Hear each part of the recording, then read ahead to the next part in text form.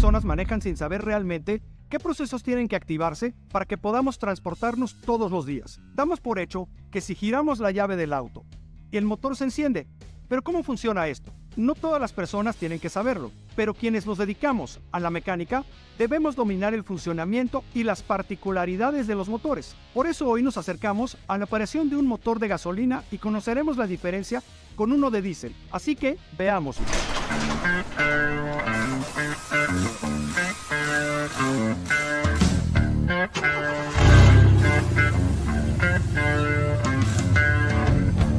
En la actualidad existen solo dos tipos de motores, los eléctricos y los de combustión interna. También es común encontrar en el mercado una combinación de ambos, o sea, los híbridos. Aquí nos enfocaremos en los motores de combustión interna porque son los que predominan en el mercado, así que te tocará atenderlos más. Es muy importante aprender todo sobre el motor de combustión interna, porque es el órgano principal de los autos. Sin él, simplemente no habría movimiento. Para entender cómo opera, nos apoyaremos del motor de un Toyota Corolla 2017. Decimos que el motor es el núcleo del sistema porque convierte la energía del combustible, como gasolina o diésel, en movimiento. Esto lo logra al quemar el combustible dentro de una cámara especial. Por eso se llama combustión interna. Y ojo, según el combustible que usemos, tendremos pequeñas variaciones en las piezas o en la operación. Hablemos primero del motor a gasolina. De manera simple, para que el motor genere movimiento, debe pasar por 4 fases que se repiten mientras el auto está encendido. Estas fases son admisión, compresión, combustión o explosión y escape. Estos 4 ciclos fueron perfeccionados hace mucho tiempo, allá por el año de 1876, por el alemán Nikolaus August Otto. Por eso este proceso también se le conoce como ciclo Otto. Las fases suceden en el bloque de motor o engine block. En él encontramos 4 cilindros que contienen pistones que se mueven arriba y hacia abajo. Estos desplazamientos empujan las bielas y a su vez hacen girar el cigüeñal o crankshaft. Esta es una pieza muy importante porque junto con otras ayuda a generar el avance de los vehículos. La mayoría de los autos comerciales tienen 4 cilindros, pero hay de 6, 8, 10 o hasta 12. Existen motores con más cilindros, pero es raro verlos. Hoy día, los autos de la Fórmula 1 tienen motores de 6 cilindros, pero combinados con un motor eléctrico, esto los hace híbridos y pueden producir hasta 1000 caballos de fuerza. Pero bueno, volvamos a las 4 fases del motor de combustión interna. Más adelante veremos a detalle cada una, pero por ahora basta con que entiendas el funcionamiento general. En la fase de admisión se abre una válvula o intake valve, por la que entran el aire y el combustible. En este caso, gasolina. En la segunda fase, que es la de compresión, la intake valve se cierra y la válvula de escape o exhaust valve permanece cerrada. El pistón va hacia la parte superior del cilindro y comprime la mezcla de aire y gasolina.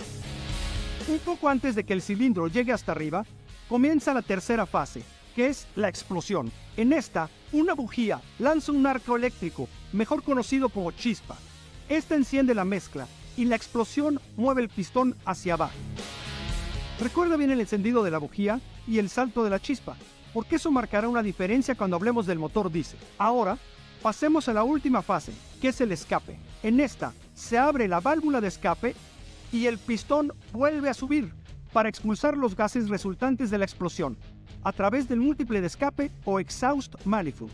Cuando esto sucede, los componentes están listos para comenzar de nuevo. Este ciclo se repite de forma continua, mientras el motor esté encendido. Ahora, es importante hacer una anotación. Debido a este funcionamiento, los pistones y las válvulas deben trabajar en sincronía. Las válvulas deben abrirse y cerrarse en los momentos correctos.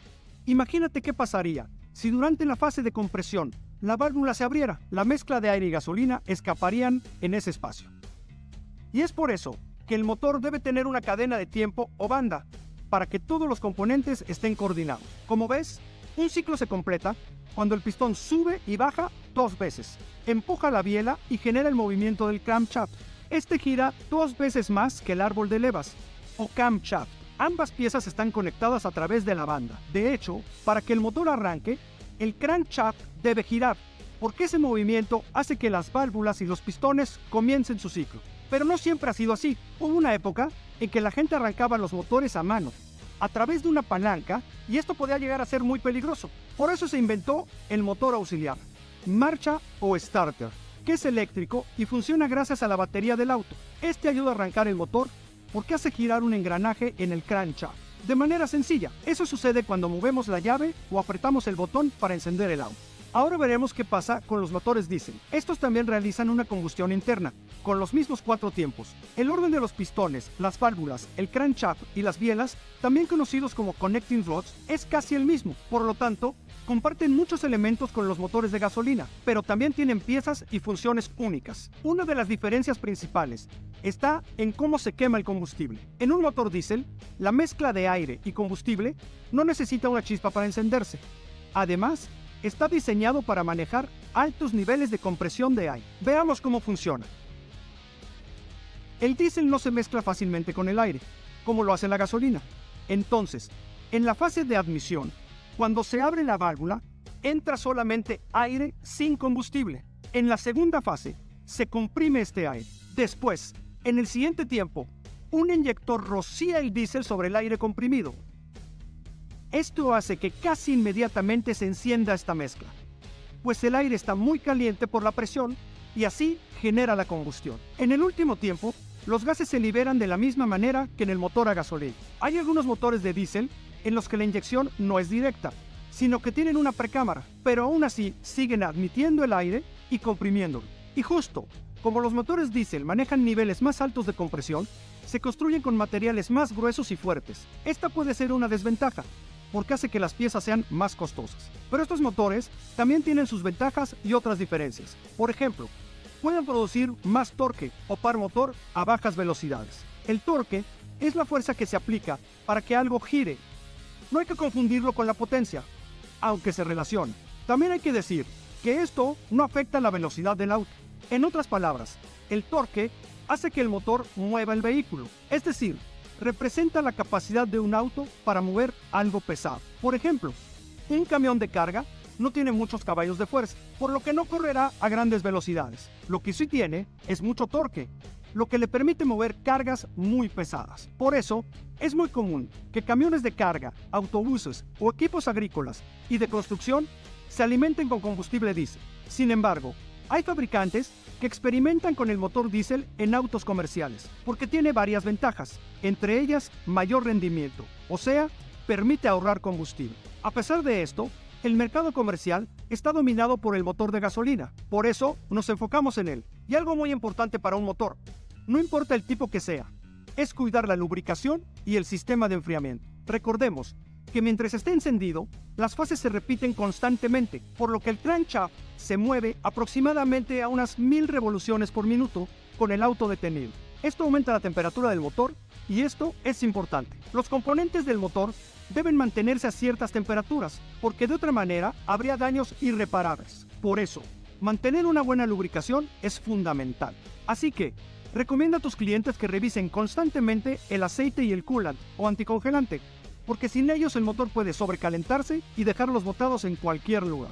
Antes de terminar, me gustaría hablarte de algo que veremos a detalle más adelante, pero hay que mencionarlo ahorita: el sistema de inyección. Este transporta el combustible desde el tanque hasta los inyectores. Ahí se mide con precisión para luego soltarlo al interior de la cámara de combustión. Los inyectores, por cierto, también tienen pequeñas variaciones de acuerdo al tipo de motor. En los de gasolina, se usa un inyector electrónico que pone el combustible en la cámara de combustión fuera del cilindro. Entonces, la gasolina se mezcla con el aire antes de entrar. Cuando la mezcla está en los inyectores, la computadora enciende cada uno para que aplique la cantidad correcta. ¿Y entonces qué sucede con el motor diésel? La diferencia principal es que el combustible se inyecta directamente en el cilindro, porque como ya vimos, no se mezcla previamente con el aire. Como mecánico, saber las particularidades de cada motor, las tendencias en la industria y cualquier información que alimente tus habilidades será esencial para poder ofrecer el mejor servicio a tus clientes. Hasta aquí, te acercaste al funcionamiento de los motores de gasolina y diésel. Ahora, ya conoces algunas ventajas y desventajas de cada uno. También aprendiste un poco del sistema de inyección, y esto es apenas el comienzo. Me emociona mucho, porque en la próxima lección tendrás un acercamiento a la caja de cambios y el diferencial. Nos vemos ahí.